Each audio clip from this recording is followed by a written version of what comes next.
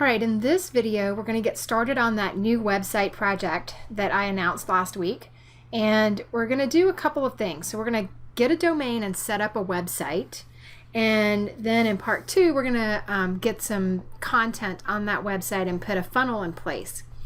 So to get started, what I did is I went in to namecheap.com. I'll put a link in this post. And I just started searching for names based on internet research. So mine, as I announced last time, was going to be about weight loss, fitness, making healthier choices. So one of the things I had thought of was My Healthy Changes. That is not available, or actually it's a premium, although it is not currently hosted on anything. So when I typed in My Healthy Changes, all I get is this offer to buy it for $2,500. So I went into Namecheap and I looked up my healthychanges.net, and that one was available. So here you can see that I purchased that right here, and then I went into the back office of that domain and changed the name servers to the hosting account that I had purchased on a Small Orange. I learned after I got started and I was doing everything on one platform, most of the people online that I've met over the last 2 years use a different service for their domain purchases than they do for their hosting. And that way you're just kind of hedging your bets. Plus, some companies tend to be better at one than the other. Now, if this is your first entry into doing a website and trying something online for profitability, it is absolutely fine to log into either one of these, buy a domain, and then take them up on that offer to buy the hosting to go along with it. There's almost always a special deal when you first get started, and you can get everything up and going really quickly. It is faster to get it live when you do this on one server. When I did it last night, I had to actually wait overnight for the servers to populate into the new location so that I was able to access the WordPress back office.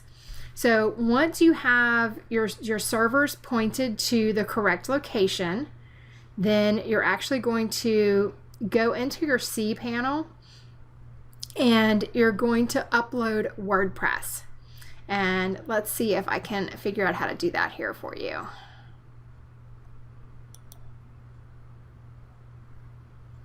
So that's not what we want to see.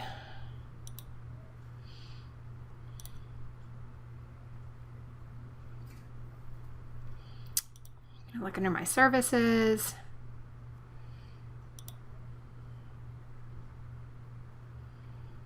And this is going to show us, I think if I just go here to add on domains, we don't want to add anything on, but this is how you add an additional domain. This is exactly how I did it. I had another domain live on this, and the program that I have, or the plan that I have, will allow me to host more than one site on the same hosting. I don't have enough traffic for it to slow it down right now. A few thousand visitors a month is fine. If you get up to 20 or 30,000 visitors a month, you need to have your own hosting for those, or maybe even a WordPress managed. But you're going to get into your CPanel here, and this is just where you do it on a Small Orange. It may be different in the other ones. I know that on Namecheap it's a little bit different. And then just scroll down until you see Softaculous or something, some kind of app installer. You're going to click on WordPress, tell it that you want to install WordPress.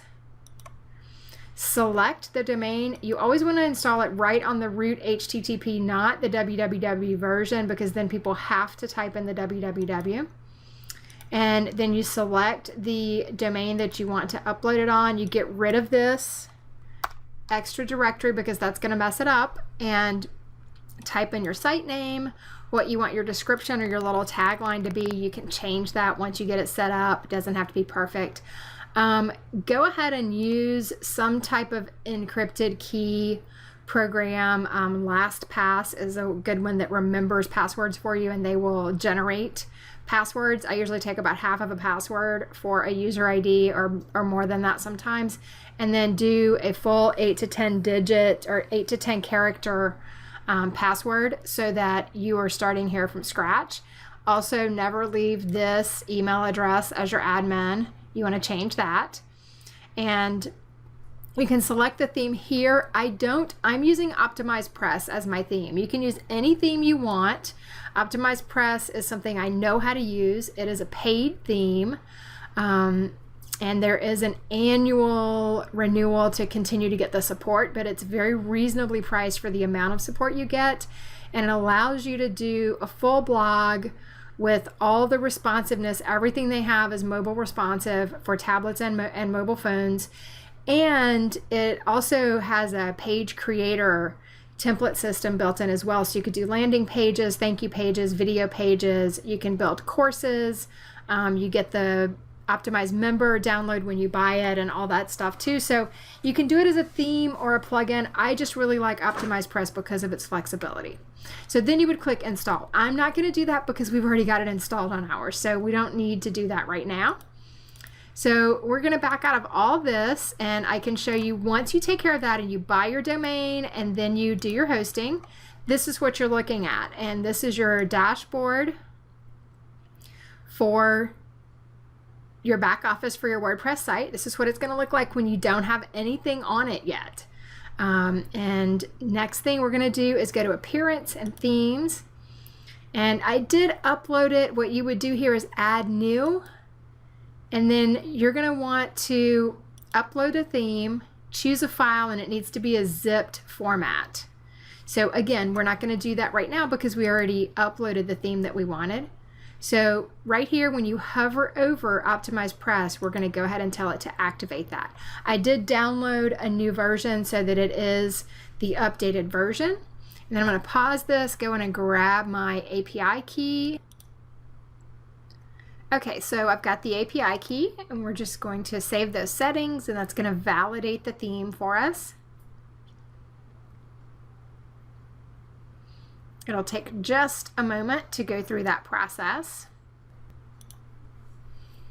Okay, so when we get that authenticated with the key, this is what we're going to see. You can see you have opt-in and landing pages, thank you pages, sales pages, webinar pages, membership pages, launch, other, blank, where you can just start from scratch. So we'll use those later on when we're doing our pages.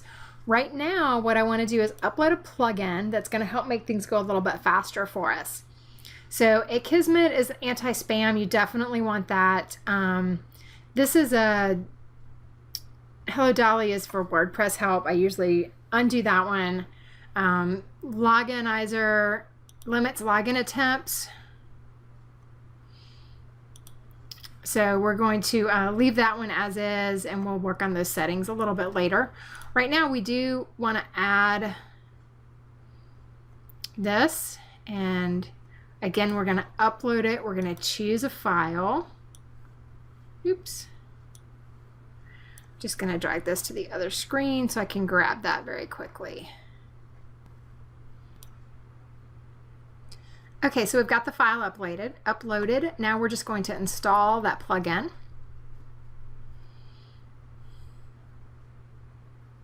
This is a bit of a shortcut way to get things done. So we're about 10 minutes in, and we've almost got a website ready to go live in about an hour of work time. I'm not going to do one video that long. We're going to activate that plugin. And now we're going to come right down here to this plugin and set things up. And let's grab that licensing code. So give me just... All right, so we're back and we have everything here on the WP Quick Launch plugin to get set. Now, this will actually set up an entire blog for you.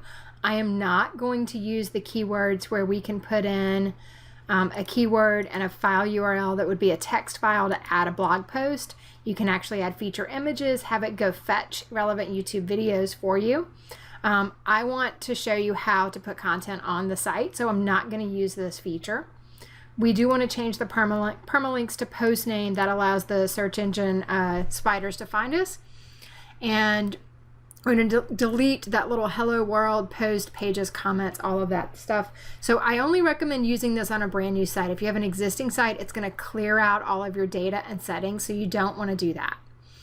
And this will also create those necessary pages for you. You can go in and edit them later, but it will put them in with your permalink structure, a privacy policy, and a contact page. Yoast SEO, that is already the plugin that I use. Google Sitemap. I'm not going to do the contact form 7 because we're doing a contact page. And WP Supercache, we'll put that in. The Google author link, I'm not going to do that one. I will do Prelink Lite.